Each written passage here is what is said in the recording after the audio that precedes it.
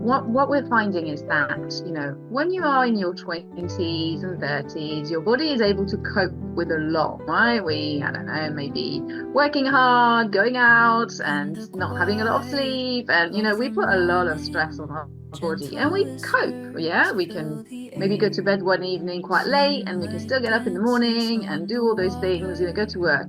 As you get older, you may find that these things are starting to change. 40 is kind of the turning point.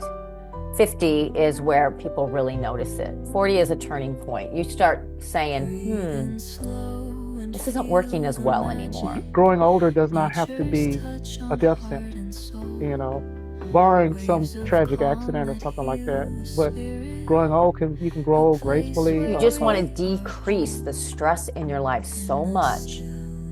Decrease inflammatory foods, decrease physical stress, decrease emotional stress, because the body is in a state of stress, losing the estrogen.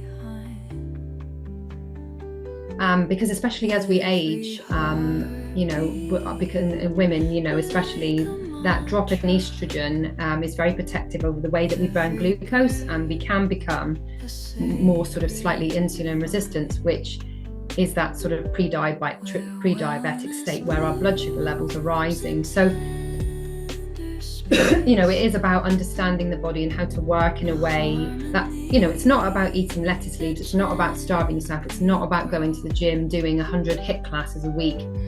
It is about taking a step back, allowing the body to rest. When the body's stressed, it's not going to lose weight. So, and even if you're, stuck in a dieting cycle, not necessarily thinking of yourself as a disordered eater, it's not a quick fix.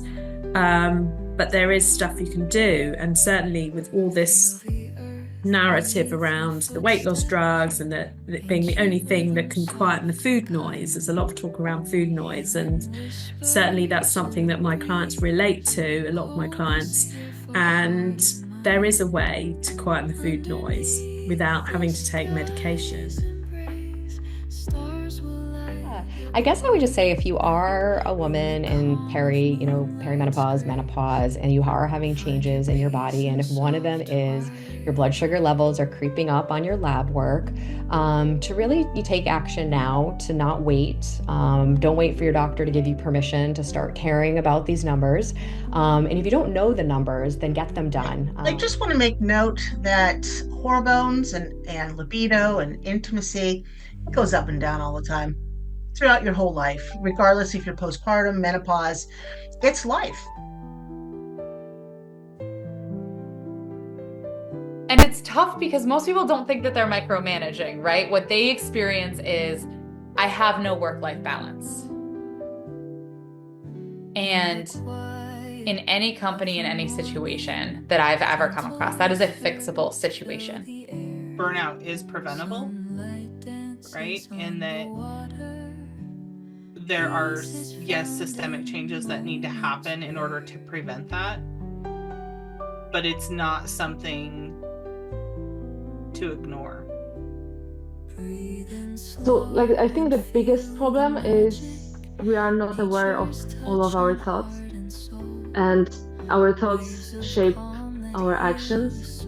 So just starting with becoming aware of what we are thinking, you can journal it. You can write it down during the day. And for most people, we have some agency in how we show up and respond to these things. And so it's a matter of really figuring out, okay, where is the part where you can kind of take your power back from this?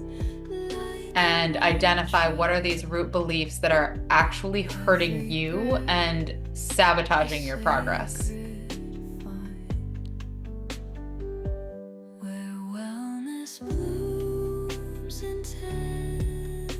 What I want everyone to think about is give yourself some time in the day that's really just for you. Just support you, basically.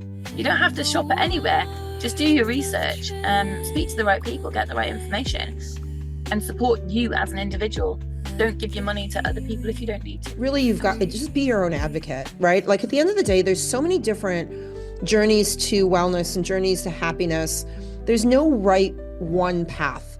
And for anybody, doctor, practitioner, friend, to sit down and go, this is what you have to do, makes me very nervous, because even on my journey, there were things, I mean, I duked it out with my oncologist pretty good. I know that there were family members that disagreed with some of the choices that I made along that path, but I really feel as though it was my journey, right? And as much as I appreciated the input from others, I wanted to advocate for myself. So number one is just, you make your own decisions. It's your body, it's your health, it's your journey. You choose, right? And if somebody's not okay with that, then that's okay. So that's number one. My mission is really to inspire people and educate them, one, but two, really to empower them. I want people to feel like they own that health decision, right? And they can be their own advocate. That's really important for me as someone who went through the system and felt isolated and unheard and unseen. We don't know anything about SIBO, Jen, so here's an antidepressant. Coming from that experience really taught me that people often just need someone in their corner to help them get over the hump, and really encourage them, be their cheerleader, and let them know that they have power to choose. And if they're not getting the help they need from their doctor, then it's time to find a new doctor, things like that. It's system, and even if you go back to systems thinking, a system generally wants to function well, right? An ecosystem generally wants to function well and find some sort of balance. And it's the same for like our bodies and if we're distressed, it's probably because something isn't quite right, and we get that sensation and we ignore it. It's also very useful to actually self-monitor one's tongue, because it's a very useful tool to detect changes in oneself. Yeah, like if you detect some changes in your digestion, hydration, or if you know that you have a systemic inflammation, it's always a good idea to self-monitor the condition of your tongue. But I think if we're talking to your audience who are maybe just starting out, right? You're just getting into the fitness journey. First thing is, don't overwhelm yourself. Make or set realistic goals and be honest with yourself. I'm sure when it comes to your health, you feel like there are many things that you want to do, many things that you could focus on, but just choose one of those things. If it's diet, go with diet. If it's exercise, go with exercise. And then as you have that habit established, then you're able to add on more things. And as ever, you will be surprised to hear that the solution to the problem does come back to a whole foods, plant-based diet. Because the more of your diet that fits that description, the less saturated fat that you are going to be consuming. And then I guess the other thing to add is that I think a lot of the time we can put a lot of pressure on ourselves. The idea here isn't to put pressure on yourself and then to go back to old bad habits. Allow yourself the occasional indulgence, without feeling guilty.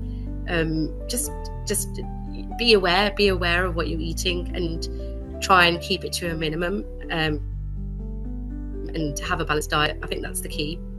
Avoiding those ultra processed foods that there's quite a lot of chat online these days. People have read the books, they might have seen the documentaries, and I think sometimes there's a little bit of confusion around that as well, that everything we eat, as soon as we do something to it, it's processed, but it's what the process is that counts and what we're putting together. So really, when you think about the way that you want to feed your body, think about the purest ingredients with the least intervention, then you're not doing too badly.